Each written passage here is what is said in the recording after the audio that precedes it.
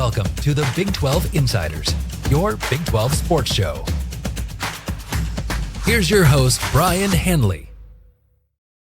Hey, everybody, what's going on? This is your man, Big B, Brien Hanley. Welcome back to Big 12 Insiders. Today, we've got Stephen Leonard here, who covers UCF for 24/7 Sports. We'll be talking to him about the upcoming football season, just kind of an early projections, just talking about what the UCF has in store for us this season. I'm sure we'll talk to him again, but right before the season starts. But remember, before we get started with all that, remember to continue to follow, like, comment, subscribe, all that good stuff, and hit the notification bell so you know exactly when Big 12 Insiders content comes out. First off, Steven, how are you doing today? Pretty good. I appreciate you bringing me back on. No problem. Thanks for giving us your time today. Let's just jump into this. Obviously UCF didn't have the season that they wanted last year. We don't need to necessarily get into that, but they're bringing back Scot Frost. Highly successful last time that he was at UCF. In my opinion, it was almost, he didn't really want to leave. It was almost like he had to go take the Nebraska job, even though he didn't really want to go do it. He had to do it. Didn't work out. And now he's back, kind of a situation to where he's like, because a lot of people don't get a second chance, and he's getting a second chance. How are the fans receiving Scot Frost coming back to UCF? I mean, obviously they're really pumped. Like you said, it worked out really well the last time he came in, and they didn't have success the year before he came in. He kind of righted the ship, and they're hoping he can do the same thing again. Lightning might strike twice.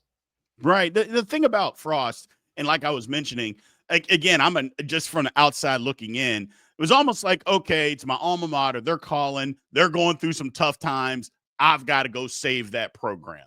Didn't work out because I think, for one, the relationships that he built with high school football and everything in Florida, it's not the same to when he or because I played against Scot Frost in college. It's not the same as just getting guys to go from Florida, because that's what Nebraska was able to do previously. Get guys from Florida, from Texas, to come to Nebraska and play. The landscape is not that way anymore. Heck, there's a UCF now that's available for kids to go to, versus saying, you know what, I'm going to go all the way to Nebraska to go play football. No, I'm not going to do that. I'm going to go to UCF. And not only that, we're going to be really, really good. And now they play in the Big 12. I got to believe that's a big thing for him in reestablishing those relationships. Yeah, I think the establishment of recruiting relationships in the state of Florida was massive for him when he was here last time. Gabe Davis, Brandon Moore, guys like that, Richie Grant from Pensacola. He used the kind of the underrated guys in the state of Florida, maybe the Floridas, Miamis, Florida States didn't want. And now you kind of see they're in the Big 12. They're more of an option for guys that would consider Miami as one of their options. Yeah, and that's the difference, and that's why it was important for UCF to get into the Big 12, is because you get a bigger landscape, a bigger platform. Guys are like, hey, you know what? Yeah, I get to the ACC, but this is also the Big 12. We're on the same playing field, so why not just play there? I totally understand that, and not to mention, I mean, there's a lot of guys in Florida. I mean, a talent-rich state to recruit from. Moving on here, quarterback play. Look, I mean, let's just call it like it is. Below average last year for UCF, which was the reason for a lot of their problems on the season. Who is in the lead? Have they made a decision on who the quarterback is? Is it still a battle going into the summer and into fall camp? What's the situation at UCF with the quarterbacks? I think there's a leader with Taven Jackson, the transfer from Indiana. But Jakari Brown and Cam Fancher aren't going away. Jakari Brown especially, he's kind of taken that leap that you wanted to see last year, where he struggled in the passing game. You saw against Iowa State. I think he was under 100 yards. His legs kept him in the game, but struggled passing. And then BYU, it was more of the same. He's taken a leap under Scot Frost. But Taven Jackson has really came in and shown why he was rated as a 4-star coming out of high school. Gotcha. Yeah. the transfer from Indiana going down there. Look, Scot Frost is, I mean, I'm not going to sit here and say that he's a quarterback whisperer, but he played quarterback and he was able to get a lot out of the quarterbacks with his first time around at UCF. Not so much at Nebraska, but I think that was a product of the situation there. I don't think that had anything to do with him. I just think it was it was a bad situation. I'll say now, granted, I'm a Kansas State guy, so I can bash Nebraska at any opportunity I get. But at the same time, I just think Scot Frost, it was just a sinking ship. He tried to right it, and he couldn't stop it. It was just the dam was too big. But I love him coming back here, and I love him working with the quarterbacks there. Speaking of that, the running game for UCF was incredible. It was tops in the conference last year, led by C.J. Harvey, who was drafted by Denver Broncos. So he won't be there. But tell us who, because I don't think it was only him. Clearly, he was the leader of the pack. Don't get me wrong. Phenomenal running back. But it wasn't just him. Who does UCF or who should fans be looking out for this season that can run the ball for UCF? Obviously, it's going to be hard to replicate a season like R.J. Harvey had last year, but right. You have Miles Montgomery coming back, and I know they really loved him last year, and this staff really loves him. He's shown his leadership capabilities as well. Good blocker. He adds an element of dynamicism. Jaden Nixon came over from Western Michigan. He used to play at Oklahoma State. He actually played against UCF in that space game and got blasted by a kicker out of bounds. He shared that moment with us in spring. He's been speedy. Stacey Gage, they really like. And Tavion Swin and Agaman Adaye are two freshmen they've really liked throughout spring. And they came along nicely. Gotcha. It's going to be kind of by committee. Got it. So, yeah, by committee there, which is good. And eventually there's probably going to be a guy because that's what normally happens. You start by committee, or it may be a thing based on feel throughout the game. It's like, hey, if a guy gets into a rhythm, we'll stick with him. If nobody really separates during the season, I could see that happening there too. Here's a thing that I don't think a lot of people really know this about UCF from last year, Stephen, is the defense was fourth in the conference last year. A lot of people, you look at the record and you think, oh man, their defense must have stunk. It didn't. In total defense, it was fourth. What do they have coming back to try to maybe keep the ball rolling on having such a good defense?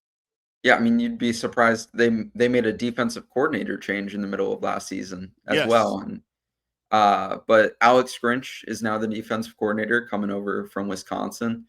And he's kind of running a more aggressive style defense than we've seen in the past year at UCF. And they have a lot coming back, not as far as starters, but as far as guys that were kind of coming along a lot last year. Braden Marshall, Nigel Kelly, and Malachi Lawrence are all back. They brought in Sincere Edwards from the transfer portal, who they're very high on from Pitt. And John Walker is just such a boost to have back. He missed last season with an injury. Freshman All-American the year before. Highest rated recruit in program history. I think he's going to be the star of this team. And they're going to go as he goes defensively. Yeah, like I said, it's one of those teams where, like you said, you look at the record and you're thinking, oh, okay, their defense wasn't very good. And it actually was pretty good. What would you say as far as the defense is going to be the best position group? D-line, linebacker, secondary? What are we looking at there? Well, I mean, when I name the guys coming back, the defensive line is where it's at. John Walker in the middle, Nigel Leak, Sincere, Malachi on the edge. You also have Isaiah Nixon, Jamal Johnson out there. And then they brought in Horace Lockett and R.J. Jackson, who they're very big on at the defensive tackle spot. So it's going to start up front, and then it's going to filter out to the back end. Gotcha. So, I'm looking at the schedule, UCF schedule. It's ranked 60th in the country as far as strength of schedule. So very manageable. And Scot Frost, first year one of Scot Frost 2.0, just looking at the schedule, is a bowl game out of the question for UCF? I don't think it is. I think you're hovering around that 4 to 7 wins. Obviously, the Big 12 is chaotic. It's the chaos league for a reason. So you can steal a win here, there, steal a win here or there. You can also drop a game that you should, in theory, win anywhere on the schedule. And I think their out of conference is fairly manageable. North Carolina obviously has a lot of buzz, but I think that's a game where they can kind of take advantage of a team that might have buzz but isn't there yet on a national stage and get some momentum. Yeah, I was looking at that game too. It's at UCF. I'm just a lot of buzz about North Carolina, but I don't know. I feel like the talent level, while they may talk about, because it's Bill Belichick, and I know it's the first year under Scot Frost, I'll just say I think the talent level at UCF is going to be higher than what it is at North Carolina, and I think that's a win that UCF. Now, granted, you got to go win the football game.